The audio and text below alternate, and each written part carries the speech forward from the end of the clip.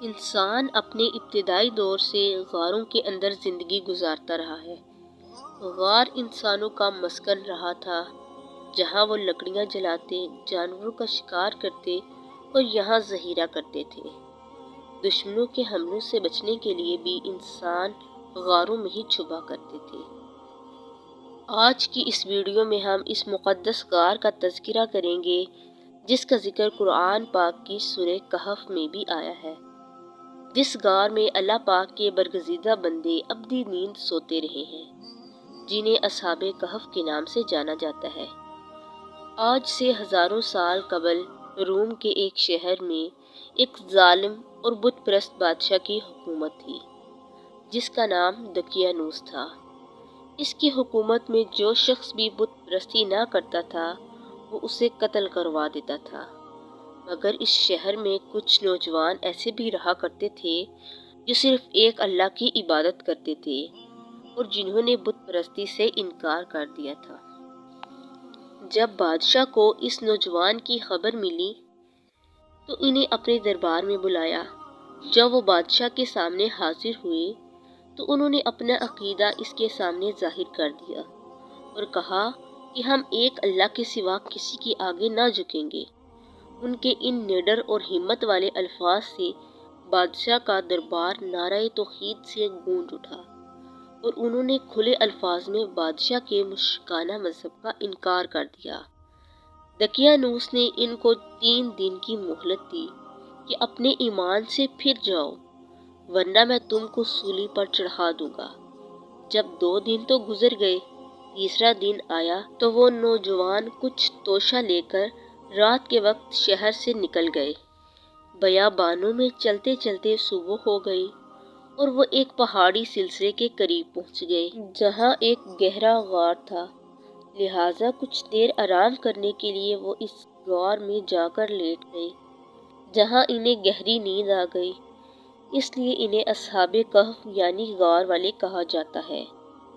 جب وہ غار میں سوئے تو اللہ نے ان پر ایک معجزانہ کیفیت طاری کر دی اور وہ وہاں ایسی نیند سو گئے جو نہ ہی عام نیند تھی اور نہ ہی موت، بلکہ وہ گہری نیند ہی کی کیفیت میں سو گئے۔ جب بادشاہ کو خبر ملی کہ انہوں نے اس غار میں پناہ لی ہے تو اس نے اپنے سپاہیوں کو حکم دیا کہ اس غار کا منہ بند کر دیا جائے۔ تو بادشاہ کے سپاہیوں نے غار کا منہ بند کر دیا اور اصحاب کہف اس غار میں کئی عرصے تک سوتے رہے۔ زمانہ گزرتا رہا، موسم بدلتے رہے، مگر اصحاب کہف یوں ہی سوتے رہے اور اللہ کی قدرت سے ان کے جسم ویسے ہی صحیح اور سلامت رہے۔ ان پر وقت اور موسم کا کوئی اثر نہ ہوا۔ یوں 300 سال سے بھی زیادہ کا عرصہ گزر گیا۔ اب اس شہر میں بیدروس نام کے بادشاہ کی حکومت آ گئی۔ بت پرستی کا دور ختم ہو گیا، لیکن لوگ نئے نئے فتنوں میں پڑ گئے، جس میں ایک فتنہ یہ تھا کہ لوگوں کی ایک بڑی جماعت نے مرنے کے بعد دوبارہ زندہ ہونے اور پھر قیامت آنے کا انکار کر دیا تھا۔ لہٰذا بیدروس نے اللہ سے دعا کی کہ ان لوگوں کو ہدایت نصیب فرما، اپنی قدرت کا ایسا نظارہ دکھا دے کہ وہ ایمان لے آئیں۔ تو اللہ کے حکم سے اصحاب کہف جس غار میں سو رہے تھے اس کی دیواریں گر گئی اور اصحاب کہف بیدار ہو گئے۔ بیدار ہونے کے بعد وہ ایک دوسرے سے پوچھنے لگے کہ وہ یہاں کتنی دیر تک سوئے رہے۔ کسی نے کہا 1 دن، کسی نے کہا 1 دن سے بھی کم۔ اس بات کا قطعاً کسی کو علم نہ تھا کہ باہر تو دنیا ہی بدل چکی ہے اور وہ کتنے عرصے یہاں آلودگی میں تھے۔ جب انہیں بھوک لگی تو انہوں نے مشورہ کیا کہ کسی ایک کو چاندی کے سکے دے کر بازار بھیجا جائے تاکہ ہمارے لیے کھانے کا کچھ انتظام ہو جائے۔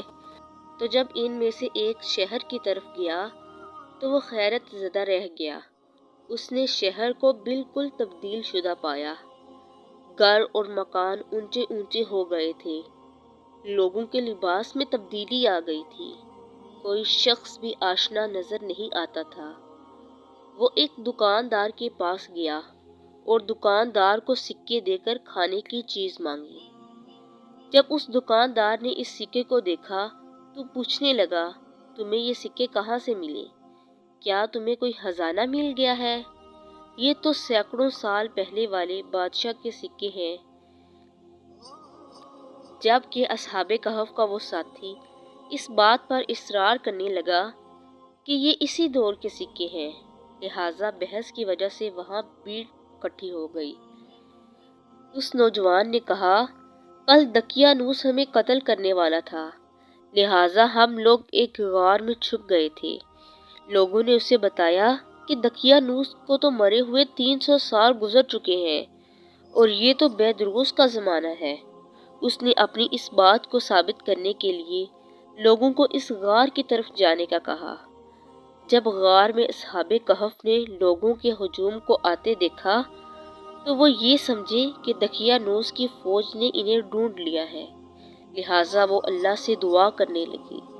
جب شہر کے لوگ اس غار کے پاس پہنچے تو اصحاب کہف باہر آئے تو سارا ماجرا کھل گیا کہ یہ تو زمانہ ہی کچھ اور ہے اور وہ اس غار میں سینکڑوں سال تک سوتے رہے ہیں۔ لہٰذا بادشاہ بیدروس بھی وہاں پہنچ گیا۔ جب اس نے دہانے کے قریب زمین کھدوائی تو وہاں سے وہ صندوق برآمد ہوا جس میں سارا ماجرا لکھا ہوا تھا۔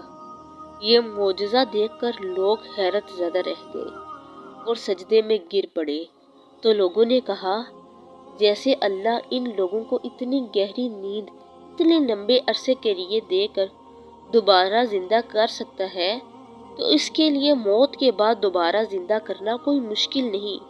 اصحاب کہف لوگوں کے لیے عبرت اور اللہ کی طرف سے کھلی نشانی ثابت ہوئے۔ انہوں نے بادشاہ سے رخصت لی اور شہر والوں کے لیے سلامتی کی دعا کی۔ وہ دوبارہ اس غار میں چلے گئے اور ابدی نیند سو گئے۔